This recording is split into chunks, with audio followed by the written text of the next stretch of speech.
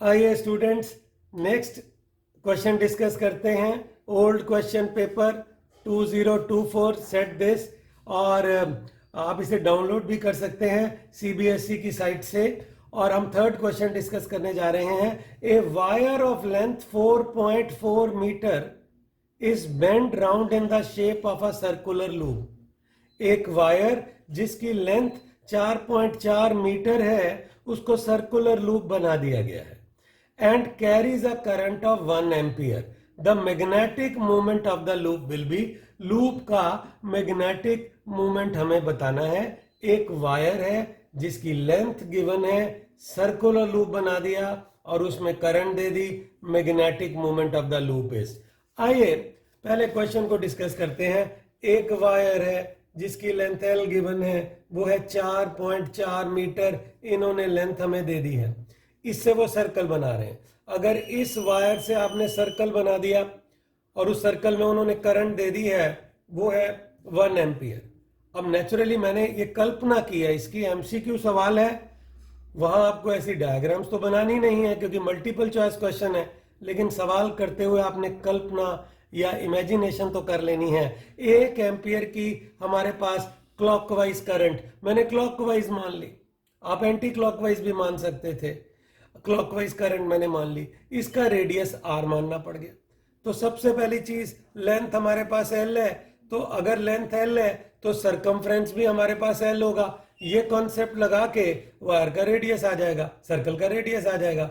2 pi are circumference हमारे पास L आ गया, तो रेडियस आ गया हमारे पास एल डिवाइडेड बाय 2 पाई। ये हमारे पास इस वायर से बनाई गई सर्कुलर वायर का रेडियस आ गया।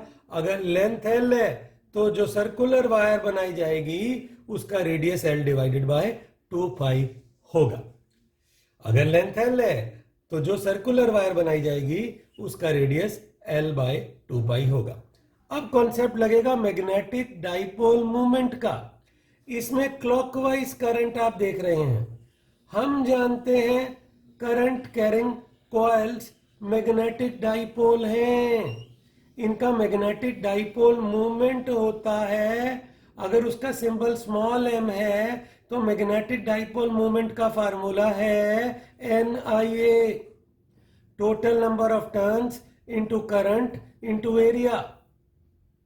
नंबर ऑफ टर्न्स इस एमसीक्यू के अंदर एक ही है, कुछ नहीं बताया है, तो मैग्नेटिक डाइपोल मूवमेंट आ गया 1 इंटू करंट इंटू एरिया।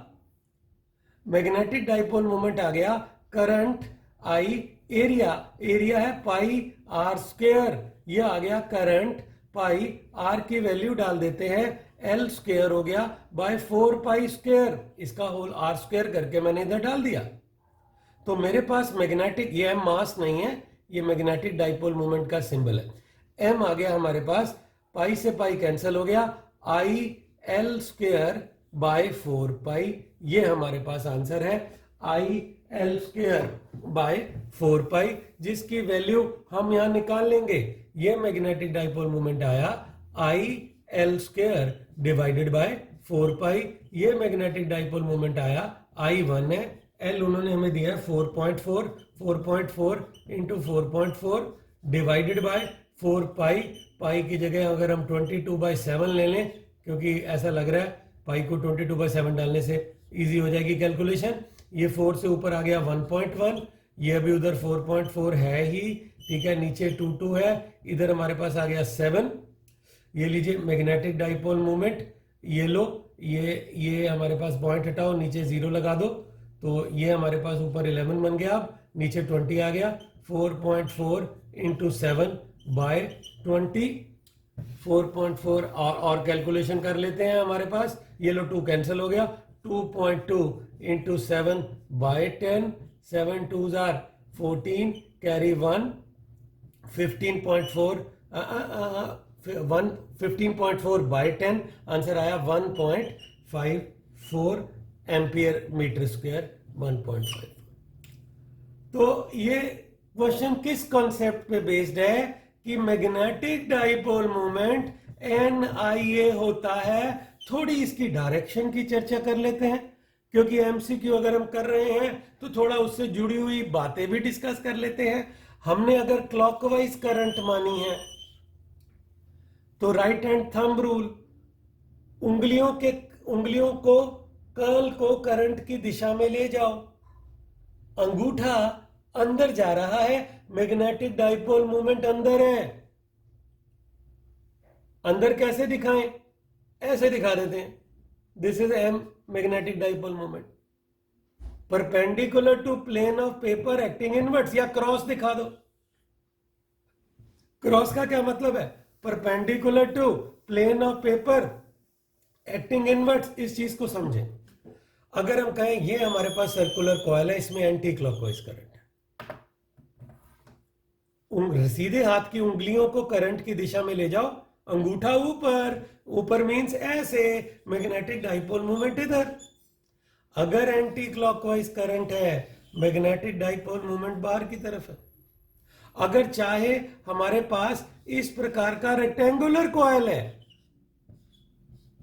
अगर इसमें भी एंटी क्लॉकवाइज करंट है, मैग्नेटिक डाइपोल मोमेंट ऊपर की तरफ है, ऐसे perpendicular to plane of the paper acting outwards. अब आउटवर्ड्स मैं बोर्ड पे ऐसे दिखा रहा हूं, मेन जेड एक्सिस की तरफ। मान लीजिए अगर ये एक्स एक्सिस है, ये वाई एक्सिस है, और लूप एक्स वाई प्लेन में है, तो ये जेड एक्सिस की तरफ चला गया। अगर ये एक्स एक्सिस है, ये वाई एक्सिस है, और ये जेड एक्सिस की तरफ चला गया। ये मैग्नेटिक डाइपोल मोमेंट है। मैग्नेटिक डाइपोल मोमेंट है NIA। इसकी यूनिट की चर्चा भी कर लेते हैं। आई हमारे पास है एम्पियर, ए हमारे पास है एरिया, मीटर स्क्वायर। तो मैग्नेटिक डाइपोल मोमेंट की यूनिट है ampere metre square. Ampere metre square, इसकी एक और यूनिट भी होती है, वो इस फार्मूले से निकलती है। अगर एक यूनिट मैंने लिखी है तो दूसरी यूनिट को समझाना भी मुझे चाहिए। हम जानते हैं टॉर्क का फार्मूला, टॉर्क होता है M क्रॉस B। अगर मैग्नेटिक डाइपोल को मैग्नेटिक फील्ड में रख देंगे, उस पर टॉर्क लग जाता है, यहां से भी इस M की यूनिट आ जाती है। टॉर्क न्यूटन मीटर, हम जूल भी कह देते हैं उसको। टॉर्क की यूनिट जूल है, वर्क जैसी है। टॉर्क और एनर्जी दोनों की डायमेंशन सेम होती है। ये जूल है, ये टेस्ला है, तो यहां से एम की यूनिट आ जाती है, वो आ गई जूल पर टेस्ला। मैग्नेटिक डाइपोल मोमेंट की यूनिट आ गई जूल पर टेस्ला। यहां से मैग्नेटिक डाइपोल मोमेंट की यूनिट है एम्पियर मीटर स्क्वायर, एक और यूनिट है जूल पर टेस्ला। मैग्नेटिक डाइपोल मोमेंट का फार्मूला है NIA। इस क्वेश्चन आसान था। एक वायर से एक सर्कुलर कॉइल बनाया गया, उसका मैग्नेटिक डाइपोल मोमेंट बताइए। सिर्फ एक न्यूमेरिकल ही था ना, ये न्यूमेरिकल ही था, 1.54 एम्पीयर मीटर स्क्वायर आया। अगर वीडियो अच्छा लगा है लाइक जरूर करें, और ऐसे वीडियोस के लिए चैनल को सब्सक्राइब करें। Thank you.